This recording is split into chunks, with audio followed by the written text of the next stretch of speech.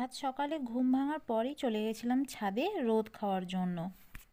তো ছাদে কেন গেছিলাম, নিচে থাকলে না রোদ একদম লাগে না, মানে 8টা 9টা বেজে যায় তাও কিন্তু সূর্যের মুখ আর দেখতে পাই না আমরা। তো ওই জন্য উপরে চলে যাই একটু মাঝে মাঝে রোদ খাওয়ার জন্য। তো ছাদের পাশেই একদম লাগোয়া হয়েছে একটা পেঁপে গাছ, মানে ছাদ থেকে দাঁড়িয়েই পেঁপে পাড়া যাবে আর কি। ফুলও ফুটেছে দেখতে পাচ্ছি, মানে কিছুদিন পরেই আর কি পেঁপে ধরবে। তো সেটাই তোমাদের সাথে শেয়ার করলাম। আর আজকের ভাবছি একটু শাক, মানে লাল শাক তুলবো আর একটু ওলকপি তুলবো। অনেক দিন তো বাগান থেকে তুলবো তুলবো করে তোলাই হচ্ছিল না, সেই জন্য। আর এদিকে দেখো, শিউলি ফুলগুলো ওপর থেকে না, ওপরে যে শিউলি ফুলগুলো ফোটে সেগুলো আর মানে যখন ঝরে পড়ে তখন আমাদের প্রায় পুজো হয়ে যায়। তো সেই জন্য ভাবলাম একটু লাঠি দিয়ে খুঁচিয়ে দিলে যদি ফুলগুলো পড়ে যায়। আর ফুলগুলো দেখো পাতার ওপরেই পড়ে আছে, মানে ঝরে গেছে অলরেডি কিন্তু নিচে আর পড়েনি, অনেকটা লম্বা গাছ তো। তো সেই জন্য আর কি মানে ওপর থেকে একটা বাঁশ দিয়ে আমি একটু ঝাড়িয়ে দিচ্ছিলাম যাতে ফুলগুলো নিচে পড়ে যায়, তাহলে গুঁড়িয়ে নিতে সুবিধা হবে।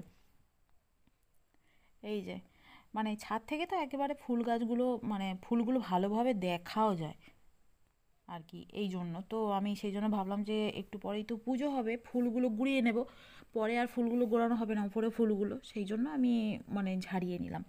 আর ওই যে লাল শাক হয়েছে, গিয়েই লাল শাক তুলবো আর কি, লাল শাক আর ওলকপি আজকের একটু তুলে রান্না করব। Hey guys, good morning and welcome back to my YouTube channel. আমার নতুন একটা ব্লগে জানাচ্ছি অনেক অনেক শুভেচ্ছা। মানে আজকে 2 দিন ধরে কিন্তু ঠান্ডাটা বেশ জমিয়ে পড়েছে, খুবই ভালো ঠান্ডা পড়েছে। তো যাই হোক, এখন হচ্ছে ওলকপিগুলো তুলবো। মা অনেক দিন থেকেই বলছে ওলকপিগুলো তুলতে। আর কি বলতো, বাড়ির ওলকপি আর বুড়ো করে খাওয়ার কি দরকার।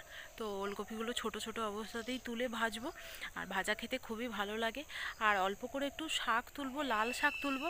যদিও কি বলতো, শাকগুলো মানে এবছর পালং শাক আর লাল শাক ভালো একটা খাওয়া হয়নি, পোকা লেগে গেছে। তো তারই মাঝখান দিয়ে আমি কিছু লাল শাক তুলবো। তো চলো ব্লগটা দেখতে থাকো আর সঙ্গে থাকো।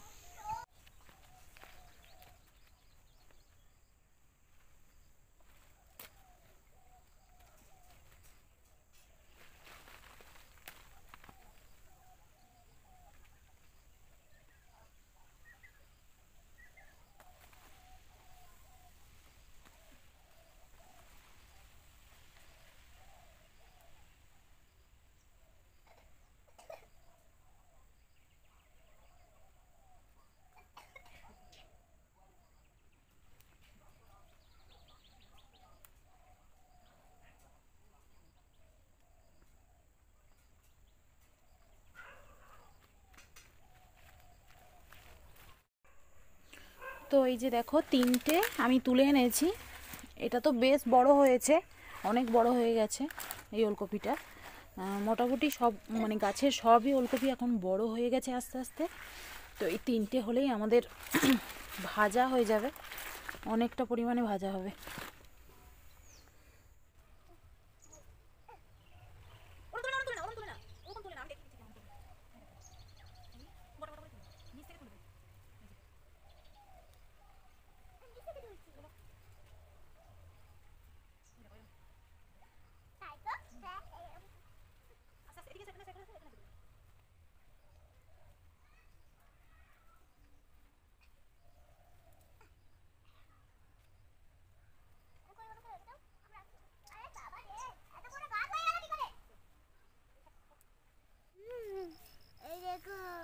এইগুলো হচ্ছে গাজর গাছ, আর গাজর গাছগুলো খুব সুন্দর হয়েছে, তবে প্রচণ্ড ঘন।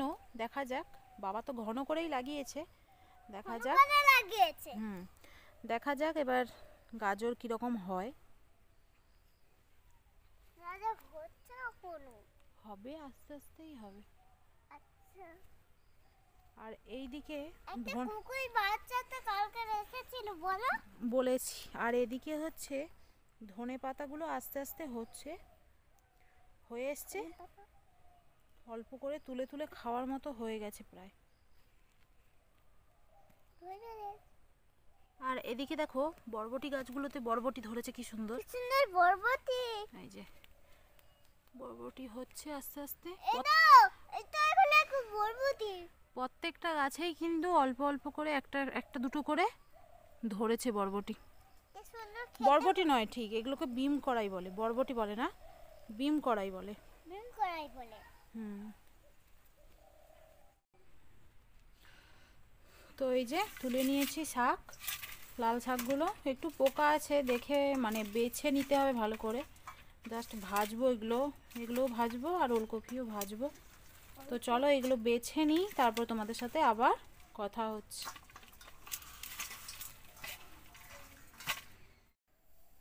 তো এই যে আমি এখন কেটে নিয়েছি ওলকপিগুলো ভাজার জন্য অনেকটা পরিমাণে। আর মানে কি বলো তো, ওলকপিগুলো সত্যি খুবই নরম একদম। মানে ভেবেছিলাম এত বড় হয়ে গেছে, একটা তো দেখতেই পেলে অনেকটা বড় হয়ে গেছিলো, তো আমি সেই জন্য ভাবলাম যে ওলকপিগুলো মনে হচ্ছে, ওলকপিটা মনে হচ্ছে বুড়ো হয়ে গেছে বা চঁচ হয়ে গেছে এরকম ভেবেছিলাম, কিন্তু যখন কাটি বটিতে তখনই বুঝলাম যে একদমই নরম। আর এদিকে আমি লাল শাকগুলোও বেছে কেটে নিয়েছি। তো এখন ওলকপিগুলো আর কি ভাজা করব, সেই জন্য নুন আর হলুদ মাখিয়ে নিচ্ছি, মাখিয়ে নিলাম। এবারে একটা মানে তাওয়া টাইপের, এটাকে কড়া বলা যাবে না, তাওয়া টাইপের, এটা কেনা ছিল বাড়িতে, সেটাই আজকে রান্না করছি সেটাতে। মানে ভাজবো, ভাজাভাজিগুলো এইটাতে করব বলে সেই জন্য বের করেছিলাম। সামান্য একটু সর্ষের তেল দিয়ে দিলাম, ব্যাস। আর এটা এতটাই পাতলা যে তাড়াতাড়ি গরমও হয়ে গেল। তারপরে আর কি তেল গরম হয়ে যেতে আমি নুন হলুদ মাখানো ওলকপিগুলো তুলে দিলাম। একেবারে নরম বাগানের টাটকা কচি ওলকপি। ঢাকা লাগিয়ে লাগিয়ে ভাজলে, মানে ঢাকা দিয়ে দিয়ে দু একবার নেড়ে নিলেই কিন্তু ভাজা কমপ্লিট হয়ে যাবে। আর এত তাড়াতাড়ি ভাজা আমার হয়ে গেছে, সত্যি কথা বলতে একটু ওপর থেকে চিনি দিয়ে দিয়েছি, সেই জন্য একটু তাড়াতাড়ি সেদ্ধ হয়ে গেছে। যে কোনো সবজিতে একটু যদি চিনি তাড়াতাড়ি আগে দিয়ে দেওয়া যায় তাহলে কিন্তু সবজিটা তাড়াতাড়ি সেদ্ধ হয়ে যায়। জানি না, এটা আমার মনে হয়, আমি প্রত্যেকটা তরকারি মানে সেদ্ধ বলো রান্না করার সময় একটুখানি চিনি আগে দিয়ে দিই, সেই জন্য তরকারি বলো ভাজা বলো আগে কিন্তু তাড়াতাড়ি হয়ে যায়। তো যাই হোক, এই দেখো আমার ওলকপি ভাজা কিন্তু একেবারে কমপ্লিট, একদম দেখো সেদ্ধ হয়ে গেছে। আর আলু ভাজলে যতটুকু সময় লাগে তার থেকে মানে ওলকপি খুব তাড়াতাড়ি ভাজা হয়ে গেল। তো ব্যাস, ওলকপি ভাজা হয়ে গেছে। এবারে আমি কিন্তু শাকটা ভেজে নেব। আর শাকের রেসিপি আর তোমাদেরকে কী দেখাবো, এই যে শাক একটু পাঁচফোড়ন আর রসুন দিয়ে ভেজে নেব। আর পাঁচফোড়ন রসুন দিয়ে ভাজার আগে আমি সামান্য নুন হলুদ দিয়ে অল্প একটু তেল দিয়ে কড়াই নেড়ে নিয়েছিলাম, সেটা তোমাদের সাথে শেয়ার করিনি। এই যে একটু জাস্ট সেদ্ধ করে নিয়েছিলাম, সেদ্ধ না ওই একটু নুন হলুদ দিয়ে মানে ওই সেদ্ধই বলা চলে, করে নিয়ে এবারে রসুন দিয়ে পাঁচফোড়ন আর রসুন দিয়ে ভেজে নেব। আর আমি দুটো ভাজাতেই কাঁচা লঙ্কা দিতে পারতাম, তবে আমার মেয়ে যেহেতু খাবে সেই জন্য আমি আর মানে কাঁচা লঙ্কা দিচ্ছি না। তোমরা অল্প অল্প করে কাঁচা লঙ্কা শুকনো লঙ্কা ব্যবহার করো, যে কোনো ভাজাতে, শাক ভাজায় তো কাঁচা লঙ্কা শুকনো লঙ্কা দিলে ভালোই লাগবে। যাই হোক, অনেকটা জল বেরিয়েছে শাকে, এই জলটা মানে মরে গেলেই শাক ভাজা কমপ্লিট।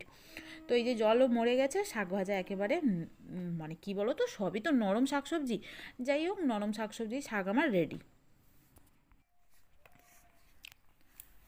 তো এই হচ্ছে সরু সরু চালের ভাত, মানে সরু চালের ভাত, দুধেশ্বর চালের ভাত, সঙ্গে শাক ভাজা আর ওলকপি ভাজা। ঠিক আছে, নাও। ভালো লেগেছে খুব, খাও। একদম বাগানের লাল শাক, লাল শাক আর ওলকপি। ওলকপিগুলো খুব কিন্তু নরম, চঁচ হয়ে যায়নি, একদমই নরম ওলকপি। নাও নাও, কী হলো? ওই শাক ভাজা, আচ্ছা। এই হচ্ছে ওলকপি ভাজা, ঠিক আছে? কি টেস্টি বলো কই? একটু চিনি দিলে বেশ মিষ্টি মিষ্টি লাগবে ওলকপি ভাজা। ভালো মা? ভালো লাগছে না, ভালো লাগলে লাইক করবে। কি হলো?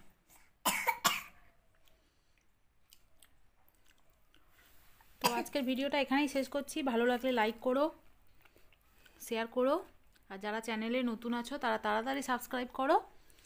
তো দেখা হচ্ছে পরের ব্লগে, ততক্ষণ হ্যালো টাটা বলে দাও, টাটা।